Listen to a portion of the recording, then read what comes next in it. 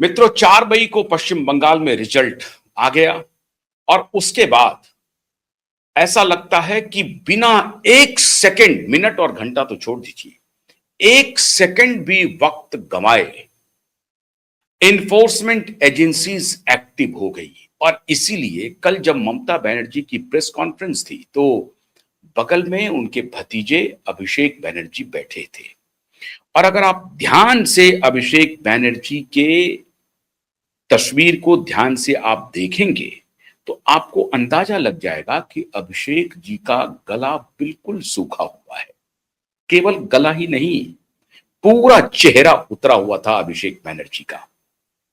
अभिषेक बनर्जी को लग रहा था कि दीदी तो बड़ी बड़ी बात बोल रही हैं कि मैं अब स्वच्छंद हूं, मैं कहीं भी जा सकती हूं और मैं इंडिया ब्लॉक को मजबूत करूंगी, मुझे कोई चेयर नहीं चाहिए, मुझे कोई पद नहीं चाहिए। सभी नेताओं ने मुझे फोन किया है, दिलासा दिया है, अखिलेश जी तो कल आने वाले हैं, राहुल जी ने फोन किया, सोनिया जी ने फोन किया, उद्धव जी ने फोन किया। ये सारा वही कुनबा है जो अपनी क्रेडिबिलिटी खत्म कर चुका है। लेकिन कोई बात नहीं है, सबने उनको फोन किया, दिलासा दिलाया। लेकिन दूसरी तरफ अभिषेक बनर्जी बैठ करके इन सब बातों में एक प्रकार से अनभिज्ञ लग रहे थे। उनको लग रहा था कि ठीक है, दीदी तो गुस्से में है, अभी बोलेंगी, लेकिन अभी तो मामला दूसरी तरफ चला गया है, सरकार तो बन गई है। दीदी ने कहा कि हम इस्तीफा नहीं देंगे, हम लोग भवन नहीं जाएंगे, हम इस्तीफा नहीं देंगे, हम देंगे ही नहीं इस्तीफा। उसका भी कोई मतलब नहीं है। 7 तारीख को ममता बनर्जी मुख्यमंत्री नहीं रहेंगी।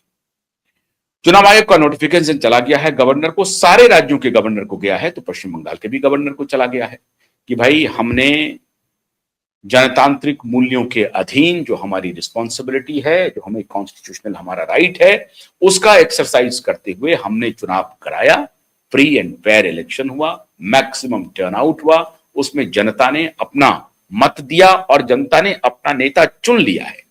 अब जनता की पार्टी, उसे आप भारतीय जनता पार्टी कह लें वो अलग बात है, लेकिन जनता की पार्टी, जनता ने जिन्हें चुना है वो ये फेहरिस्त है, ये फेहरिस्त मैं आपको भेजता हूं। मतलब बंगाल का चुनाव पूरी तरह से सक्सेसफुल हुआ, इसका उन्होंने कंफर्मेशन पश्चिम बंगाल के गवर्नर को भेज दिया है।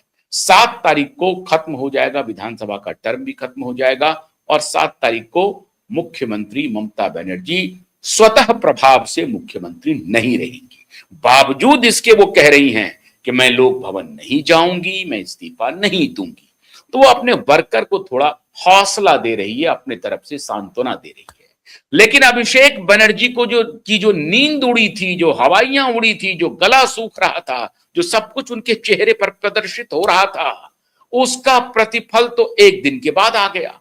कि हवाइयां उड़ी क्यों थी, नींद उड़ी क्यों है? हवाइयां इसलिए उड़ी थी मित्रों कि कल ही खबर आई है, कोलकाता के डीएसपी शांतनु सिन्हा घोष को ईडी ने विदेश भागने के क्रम में गिरफ्तार किया है। इसका मतलब एयरपोर्ट से गिरफ्तार किया है।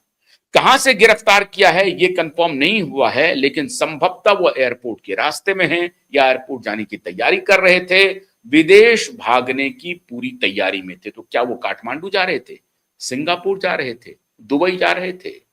शुभेंदु अधिकारी ने कल अपनी एक प्रतिक्रिया दी है कैमरे पे। उन्होंने कहा कि वो सिंगापुर भाग जाएं, वो दुबई भाग जाएं, हम उन्हें पाताल से ढूंढ के लाएंगे और कानून की किताब में उन्हें बुक करेंगे। ये शुभेंदु अधिकारी का ऑफिशियल स्टेटमेंट है। कैमरे पर पत्रकारों ने शुभेंदु अधिकारी से पूछा कि अब आप क्या करप्शन में जो चार्जेस लगे हैं उस पर कुछ प्रतिक्रिया देंगे? शुभेंदु अधिकारी ने कहा कि जो लोग सिंगापुर भागने का प्लान कर रहे हैं, दुबई भागने का प्लान कर रहे हैं, they will be proud to book.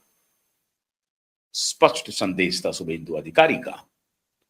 अब यह संदेश पहले मिल गया या बाद में मिल गया? इन्फोर्समेंट डायरेक्टरेट एक्टिव हो गई और इन्फोर्समेंट डायरेक्टरेट ने पहला विकेट गिरा दिया।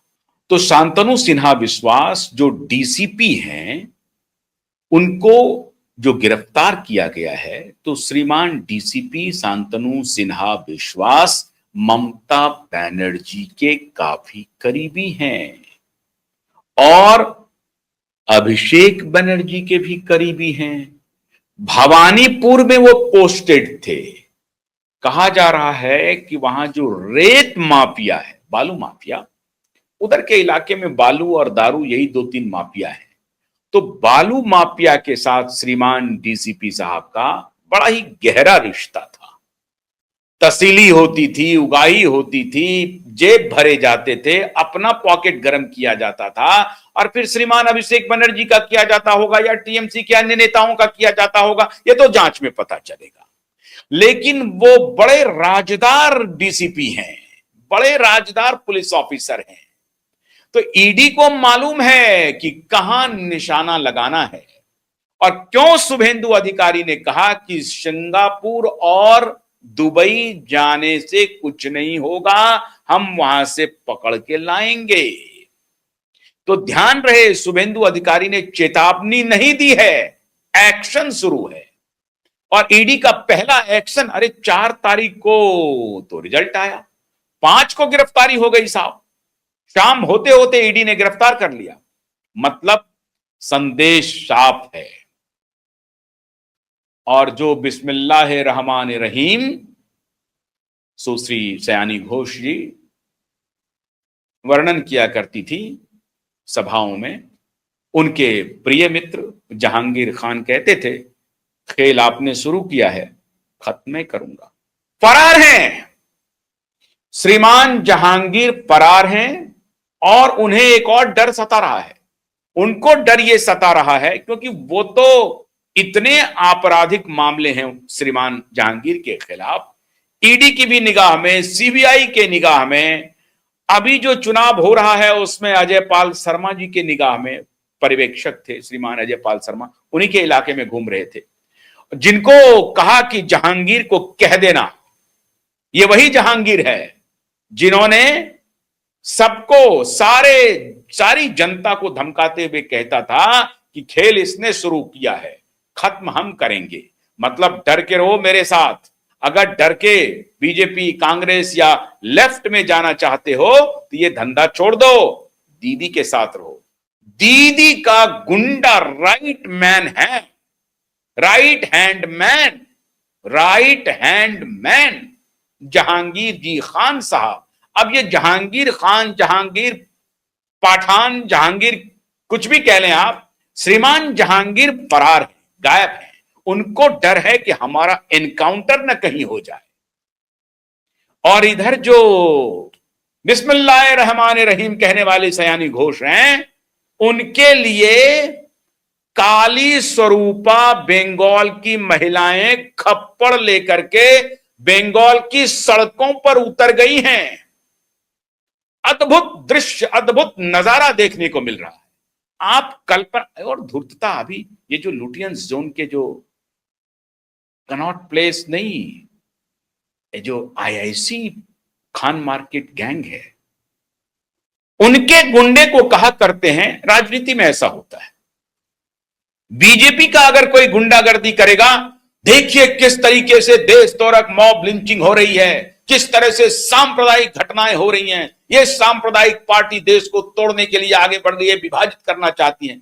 वो जो गुंडागर्दी कर रहा है तो उसको कहते हैं कि राजनीति में इस तरह की छोटी मोटी घटनाएं होते रहती हैं, उसको डाउन प्ले करो, उसके लिए कुछ नया शब्द ढूंढ लो, उसे कहो कि राजनीति में इस तरह की छोटी मोटी घटनाएं होती है, रिटेलिएशन होता है, आखिर वो माइनॉरिटी में है, क्या करेगा।